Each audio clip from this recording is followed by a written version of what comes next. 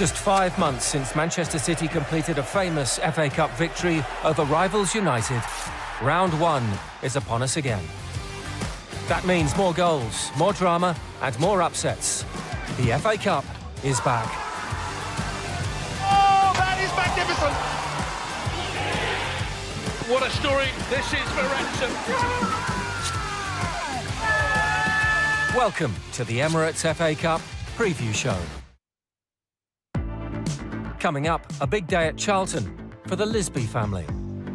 It brings back memories, and to watch Cray play there on Sunday with the Lisby on the back of his shirt will be a real pinnacle moment.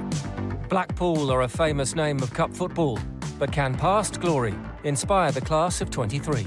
I think it's a competition that's held with great esteem, especially with Blackpool after that given day. The FA Cup began in August. We'll round up some of the best stories from qualifying, including a night to remember on the Isle of Sheppy. To bring a Football League club here is something extremely special that comes around very sparingly. And we put memories to the test in our FA Cup quiz. 3 players missing. All right, cool. Yep, perfect.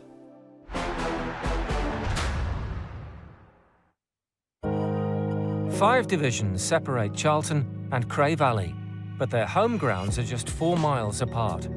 Closer still is the connection both clubs have with the Lisby family. Son Kyrell plays for Cray Valley, and Dad Kevin, a striker, played for both teams. I was at Charlton from the age of 15 to 29, so obviously started my career at Charlton and spent a lot of the time, good times at Charlton in the Premiership, good moments, beating the Liverpools, beating the Arsenals a few times, beating the Tottenhams. I don't think we beat Man United, but we had a really good settled team, a family-orientated team. I had a really good time there, and it's probably the pinnacle of my career, I would say. I was quite young when my dad was obviously at Charlton in the Prem. Yeah, it was good. It's looking back now, it was obviously nice seeing my dad play, you know, at that level. Not many kids get to do that, so it was nice. Any moment was always playing football, whether that be at the park, training, anything, was always playing football as a family, so it was good. It was good. I spent a lot of time coaching Kyrell and his brothers as well. I think for me it was quite refreshing to watch them play Sunday League, because then we can go home and we could talk about the game and we can sort of analyse it, and then we could work on it during the week. Even when I was playing college football, like sometimes it would only be my dad, you know, watching. You know, it would be early morning, but my dad would be there. And in the car, we'll ask him, my dad, what could I have done better? And he would tell us. Before the game, my dad would say, oh, I want to see this, this and this. So my dad's been very supportive. I mean, that's something we did constantly. I think we was always out in the garden and out in the front, running, playing football and keeping quite active. And yeah, we're quite a physical, active family. Kevin spent the final years of his career at Cray Valley and was still playing when Kyrell made his debut for the club. I was there for 4 years. We had some good times there. We got promoted, went to Wembley in the FA Vars. We had a few ex-pros that were playing there with me. And Kyrell and his brother came down in it towards the end of my time at Cray Valley. I think it was a London Kent Senior Cup when I came on my dad in that game, so it was a special moment. I wasn't too happy. I don't like being subbed off at the best of times, but to be subbed off for your son, you take that on the chin. I mean, at the time I was desperate to come off because I wanted Kyrell to come on and play. To see Kyrell come on and replace me, and he actually played really well, so that was probably the highlight of the game for me. Kyrell and Cray Valley now make the short trip to face Kevin's first club. Yeah, there's a lot of rounds that you need to win in order to get to the first round. We beat high-level teams that are above us, so you know we beat Enfield 5-2. That was an amazing day to score 2 in the FA Cup to send us into the first round of the Emirates FA Cup. So that was a nice day. We speak about the FA Cup. It's a great cup. It's probably one of the best domestic cups in the world, and not just for Kyrell but for Cray Valley and everyone affiliated with the club. I'm sure everyone at the club's enjoying their limelight at the moment.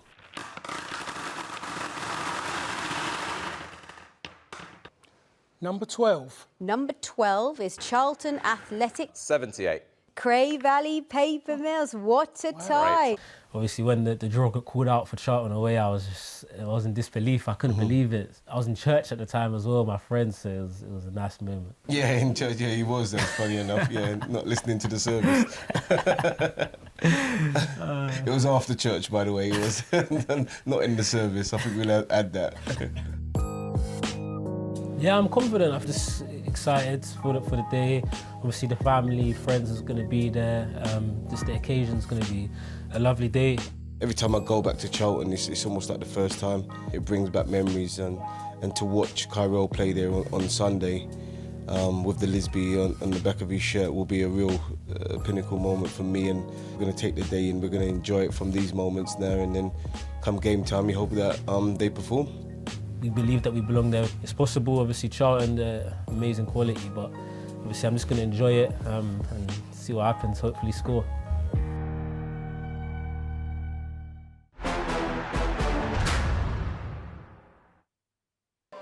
Qualification for this season's FA Cup began in August.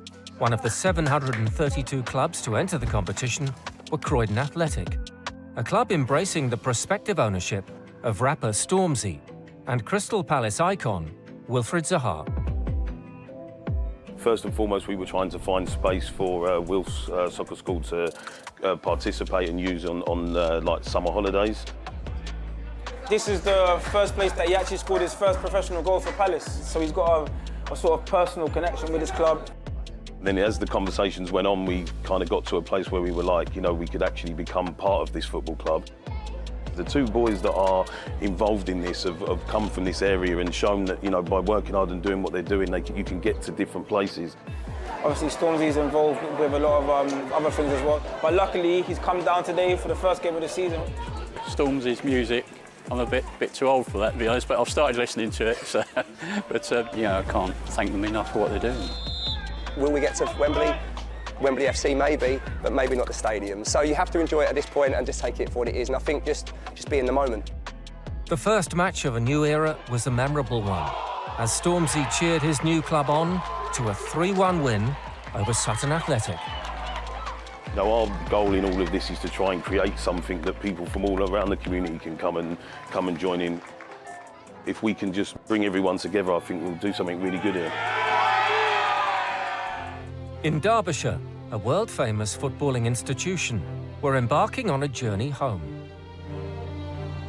Sheffield FC were formed in 1857 and we are recognised by FIFA and the FA as the world's oldest football club.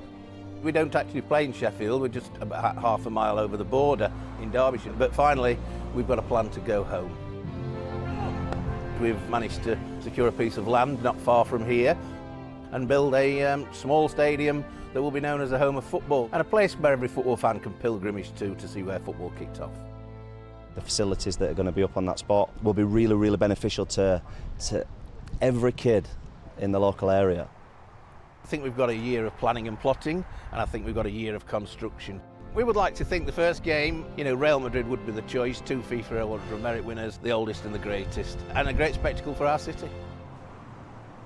You'll see fans come through this door today that's watched this club playing FA Cup for 50 years.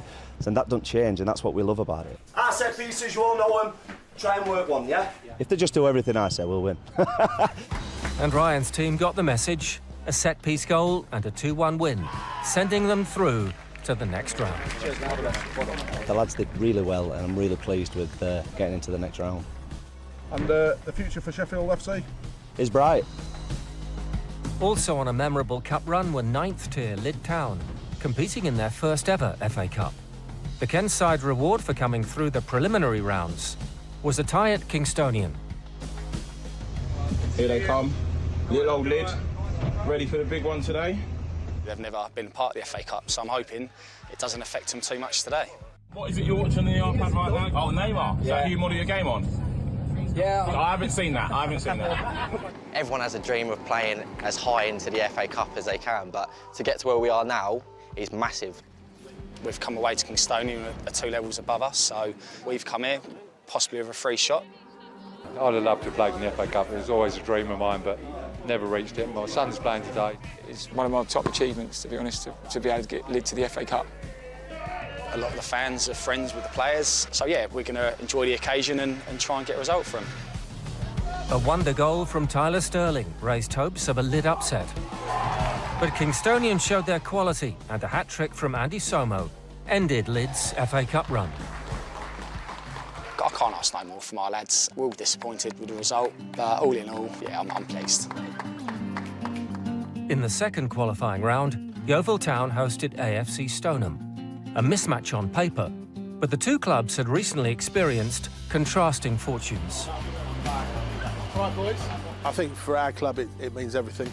9 years ago, our players were paying £5 to play in front of 24 people, and on that day, Yeovil were playing, I think, at Sheffield Wednesday in the Championship in front of 22,000 people, and yet today, in the magic of the FA Cup, we're playing each other. Just be resolute, be disciplined, concentrate. Occasions like this for a Step 5 club is probably a match-up you wouldn't ever expect it to happen. Yeovil's decline saw them entering the competition as a sixth-tier club. We have to bottom out somewhere, and hopefully National League South is the bottom for us, and there's only one way for us to go. Those fans see this as a bit of a reset. I think we're ready to kind of rebuild under local ownership. On the field, there was a gulf in class. A Yeovil team featuring former Northern Ireland international Michael Smith scored 7. But the travelling support could still savour a goal from Duarte Martins. The club is a family club, a community club, and for us to give something back today for those youngsters is an incredible feeling. So yeah, really proud for that. Frome Town were looking to reach the fourth qualifying round for the first time in 39 years. In their team to face Ramsgate, a former professional esports player, Reece Rusher. Football was always my main priority, but then FIFA become almost like a second thing. The first decision I made was to sign up to the Southampton team. So then I got to represent them on Sky Sports 1 on the main stage against all the other clubs. He talks about it a little bit, but once we're training or the game, all that sort of talk finishes quite quickly. It's back down to the real stuff, really. Nothing compared to doing well in a football match and trying to progress with that still. A closely matched game saw Ramsgate run out narrow winners, ending the cup run for Frome Town and Reece. Obviously, it's a tough one to take, quite upsetting as well. Felt like it was an opportunity we could have potentially gone through. Oh, that's the next round. So Ramsgate through to the fourth qualifying round, and we'll have more action later in the show.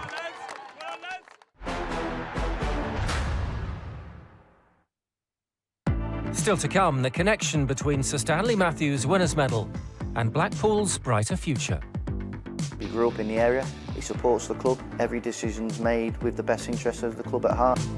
And an unforgettable night on the island for non-league Sheppy.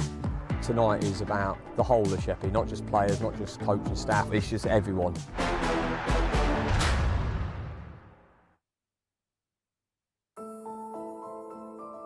Well, the ambition for me, for everybody, for young kids in those days was a cup winners medal.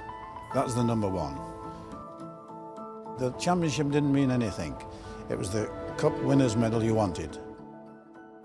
Yeah, the FA Cup's special. It's always been special. Every young boy, I think, dreamt of playing and winning the FA Cup. The history, the tradition, the heritage behind the football club, and one day when I'm very, very old, I might be able to look back myself and see my name amongst some of the greats that have been here, and it makes you feel so proud. 70 years ago, Lancashire rivals Blackpool and Bolton faced off in one of the most famous FA Cup finals ever played. It became known as the Matthews Final. They always say it's the Matthews final. I'd never believed that. I thought Stan Watson, he scored 3 goals. He should have been the man of the match. I don't know why they should give it to me, I don't know. Matthews was such an icon and had never won a Cup Winners' Medal. It was sort of nostalgic, it was exciting for everybody to realise that he'd done it, and he played a big part in it. The FA Cup has also played a part in Neil Critchley's fledgling managerial career. As youth team coach at Liverpool, he oversaw a tie against Shrewsbury. It was an unbelievable night at Anfield. It was a full house, you know, 50-odd thousand there, and right behind the young players, and we played very well on the night, and we won, deservedly won the game. It was a brilliant evening and something that will never leave me. It was my ambition at some point during my coaching career to always have a go in the senior game. Blackpool gave me that opportunity, which I'm obviously grateful for, and we had a successful first period. I had an opportunity to go to a club like Aston Villa in the Premier League. Sometimes you never know when those opportunities are going to arise, and it was an extremely difficult decision. It was tough to leave. I look back on that, and sometimes you don't realise what you've got until it's gone. And when the opportunity arose to come back here, I was obviously delighted, and hopefully we can create some memories like we had last time. In 2014, Sir Stanley's winners' medal was bought by Simon Sadler, a local businessman who purchased Blackpool 5 years later, ending a difficult era. There was quite a number of issues going on at the club, financial and management and so on and so forth, and it got progressively worse, and fans became more and more disenchanted. Simon Sadler taking over the club made a significant change in that supporters were coming back in their droves. Everybody was happy that the previous regime had moved on. There's a mutual trust and respect been built up over a number of years, and we have a very strong relationship, and he cares genuinely about this football club. He grew up in the area, he supports the club, and every decision's made with the best interests of the club at heart. The choice to bring back Critchley looks shrewd, as does the decision to sign the prolific Jordan Rhodes on loan. He's a supreme goal scorer, and he's fitted in well here, seems to be enjoying himself, and we're delighted to have him here. He's a fantastic professional, he's a great human being, he's so modest, humble, and he's a great example for all our players within the squad that, you know, he's been successful in his career for a reason. I'm just trying to do my best, work as hard as I can for the team, and I think that applies for everybody. This team's got a real knack of creating chances all over the pitch, whether that's strikers, midfielders. That's what it's all about, it's collecting the points and collecting the wins to progress and see how far we can go. And in round one, Blackpool travelled to National League Bromley. Could this be the start of another famous FA Cup story?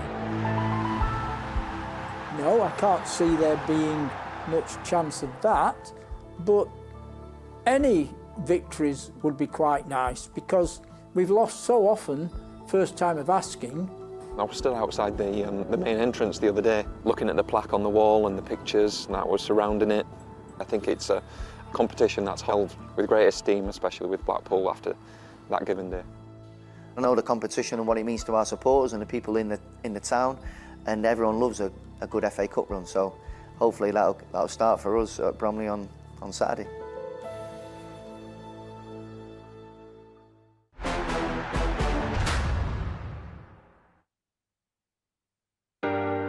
The island of Sheppy, also known as Kent's Treasure Island, was the venue for a fourth-round qualifying replay between Billericay Town and Sheppy United. Sheppy's never been a tropical island. We've always had these winds here. It's on the coast. If you'd come here in 2014, this was just a field with nothing really here, cast a couple of goal posts. And here we have a little stadium today, and it's just unbelievable, unbelievable. It's good community, good sort of community place. Like, everyone sort of looks after each other. People come and stop me and other players and just sort of say how we're getting on and sort of what do you think for the season, all that sort of stuff. So yeah, everyone's sort of buzzing around the whole season, not just tonight, but there is a particular buzz around tonight. Come on, Sheppy! Sheppy were hoping to reach the competition proper for the first time ever, led by Ernie Batten, a man ingrained in the culture of the club. Many, many years ago, I played for Sheppy United when they were at their old ground. I had 5 seasons as manager. I stepped down last August and had a year out of the game. A year later, I was stepped in as a caretaker as such, and that was a few months ago, and I'm still here. Sheppy had already caused a few upsets in this season's competition and were on course to shock Billericay in the original tie, before a late equaliser took the game to a replay. To get to this level, to be playing these games is just a dream come true, personally for me and many, many people involved at this football club that have put in a lot of time and effort. It would be just unbelievable if we could get through. And the stakes were raised by the prize on offer. Number 80, it's Billericay Town or Sheppy United. Now, Sheppy United are the lowest ranked side in this draw. Number 45. Which is Walsall of League Two, 13th in the league. Good tie there. To go and get someone like Walsall, like established league club, it's massive. The fans here come in, week out and watch us play, and I think just to give them something back to us, just to make a bit of history, playing a massive league club, it would mean everything to the fans. And tonight is about the whole of Sheppy, not just players, not just coaching staff, not just anyone, it's just everyone in the community, everyone to do with this football club is for them. So hopefully, again, we can go and do it for them. You're here to be that player. You're here to win football matches and be part of something successful. That's what we do at Sheffield United. And you go out there and you display your talents, all right?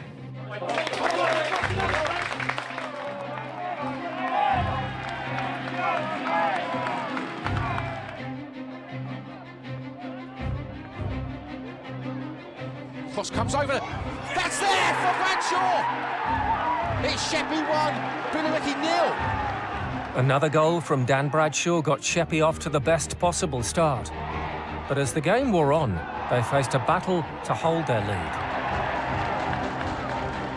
And with 6 minutes left, Sheppy's resolve was broken as Bradley Stevenson headed Billericay level. 30 minutes of extra time couldn't separate the teams. And after 210 minutes of football, the tie would be settled on penalties. Billericay's Matt Johnson saw his spot kick saved by Aidan Proul, handing Sheppy's Jacob Lambert the chance to win the tie. Lambert steps up. Crowd hold their breath. Lambert, he scores! Sheppy have made it! It's the first round in their history. It was a magical evening. Dreams do come true sometimes, and we're through at the first round of the FA Cup proper. The island is a community in itself. It's been growing over the years. For us as a football club to be a massive part of that community is extremely important. Football means a lot to people. To bring a football league club here, from Division 2, is just everything. It's just everything to the football club, and it's something extremely special that comes around very, very, very sparingly.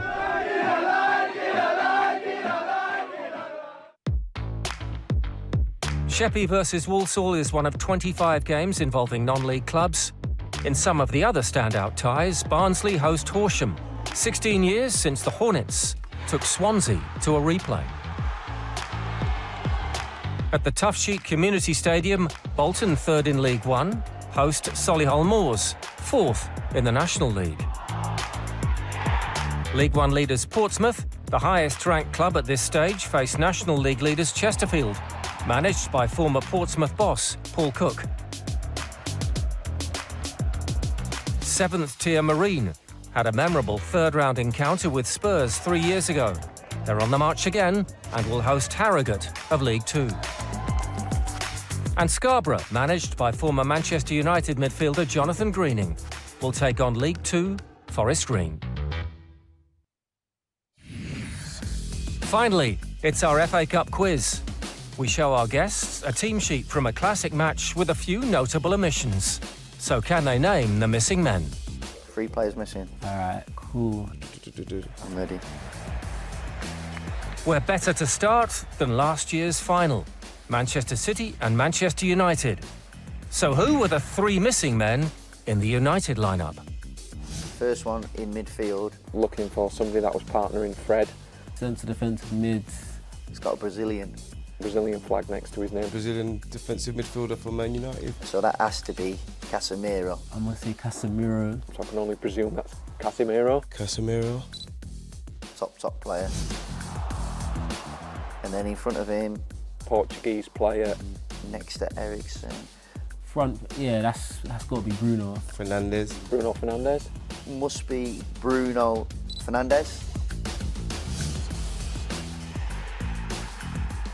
On the left wing. Of the 3, oh gosh. The Englishman. Wow, it's not Mount because he's just signed. I've actually gone blank there. Left of the 3 for Man United, the English player. If Marcus Rashford's up front.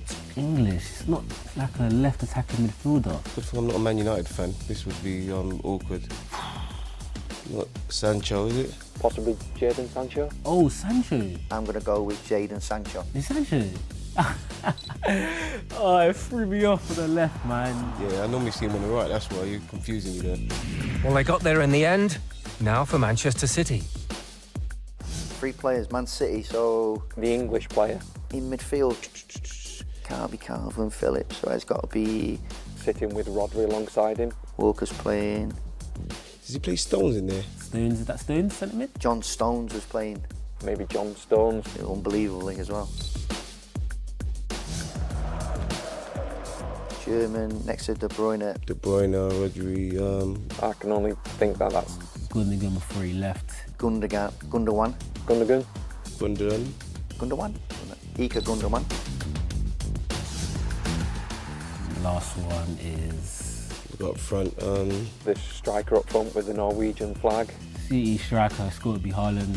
I think that's probably Haaland. If we're going to go for a centre forward, I think we'll go Haaland, I think. Haaland, obviously, up front. Yes, an easy one to finish with. It is, of course, Erling Haaland. And with a full house across the board, they're all winners this time. Everyone happy? Yep. Nice and quick. Thank you. Yep, perfect.